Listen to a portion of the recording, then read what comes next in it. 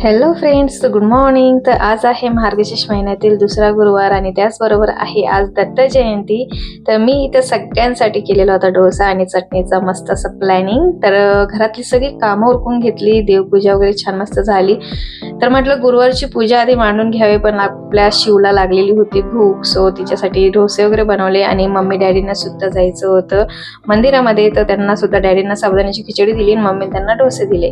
तर त्यांना फायनल डोसे दिल्यानंतर ते गेले मंदिरात आणि मी फायनली गुरुवारची पूजेची मांडणी करून घेतलेली होती. तर मस्त अशी मांडणी करून झालेली आहे. देवीचं रूप तुम्ही बघू शकताय. आणि आज फायनली माझे साहेब आज हाफ डे घेऊन घरी आलेले आहेत. तर तो आनंद आहे ना, मी शब्दात सांगू शकत नाही.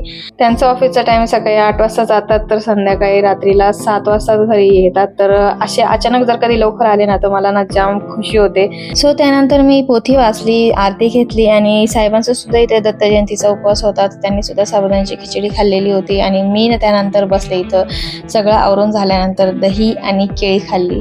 तर साबुदाण्याची खिचडी मला खाऊ वाटत नव्हती, तर म्हटलं चला दही केळं खावा. आणि थोडासा आराम केल्यानंतर फायनली आम्ही संध्याकाळी रेडी झालो दोघं आणि आम्ही गेलो होतो आज दत्तगडावर. तर दत्तगडावर दत्तांचं दर्शन घेण्यासाठी. तर मस्त असा गड आहे. आमच्या इथलं वातावरण तुम्ही बघू शकताय. थोडंसं उंच आहे, कारण की हा आहे ना गड तर वर्षातनं आता एकदाच ओपन करतात, म्हणजे वर्षातनं दत्त जयंतीच्या दिवशीच आपण गडावर जाऊ शकतो, इतर वेळेस बंद ठेवतात. आणि त्यामुळे काय झालं, ती सवयच गेली आता वरती जाण्याची. तर त्याच्यामुळे थोडासा दम लागत होता. आम्ही चालत चालत आणि फायनली आम्ही दत्तगडावर पोहोचलेलो होतो. तर रांगेत लागून आम्ही फायनली दर्शन घेतलेलं आहे. तुम्ही बघू शकताय हे मंदिर आहे ना, खूप जुनं आहे. आमच्या इथल्या लोकांनी सगळ्यांनी इथे प्रत्येकाने असं विटा वाळू वगैरे असं नेऊन हे मंदिराचे आहे ना तिथं स्थापना केली. म्हणजे इथले सगळे जुने लोक आहेत ना, तर इथे आहे आमचे अमित भाऊ, आमचे कार्यकर्ता.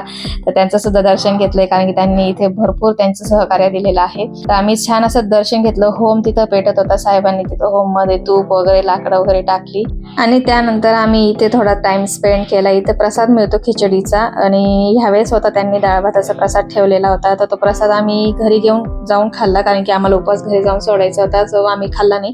आणि तिथे टाइम स्पेंड केल्यानंतर आम्ही फायनली निघालो. तर रात्रीची वेळ झाली होती. रस्ता तुम्ही ना खूप डेंजर होता. या डोंगरावरचा रस्ता प्रमाणाच्या वेळेला डेंजर होता. मी ब्लॉग केलेला आहे मोठा, ब्लॉग मध्ये नक्की तुम्ही बघा. आणि खाली आल्यानंतर अशी मोठी जत्रा भरते तिथे दत्त जयंतीच्या दिवशी. तर शिवान्याने काहीतरी छोट्या मोठ्या गोष्टी घेतल्या, तर तिला पाहिजे होतं पाटी, तर तिने पाटी घेतली आणि फायनली आम्ही घरी आलो. सो घरी आल्यानंतर इथं मी स्वयंपाकाला लागले, स्वयंपाक केला. त्यानंतर आम्ही उपवास सोडला. तर देवीला आधी सुरुवातीला मी नैवेद्य करून दिला, देवीला नैवेद्य दिला आणि त्यानंतर देवीचं दर्शन घेतलं.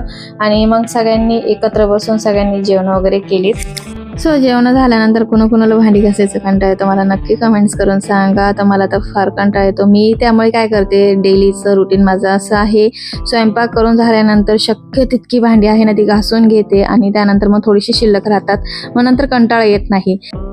सो फायनली किचन वाटा मस्त क्लीन झालेला आहे. आणि माझा आवरून झाल्यानंतर मी फ्रेश झाले आणि त्यानंतर आम्ही निघालो होतो ट्रॅक रोडला जाण्यासाठी. सो आमच्या इथे जवळच ट्रॅक रोड आहे. सो आम्ही तिथं जेवण झालं की डेली असं वॉकिंग करायला जातो.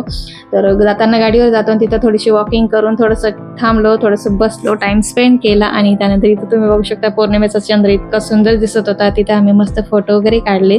सो अशा प्रकारे आजचा गुरुवारचा दिवस माझा गेला. तर तुम्हाला आजचा मिनी ब्लॉग कसा वाटला मला नक्की कमेंट्स करून सांगा.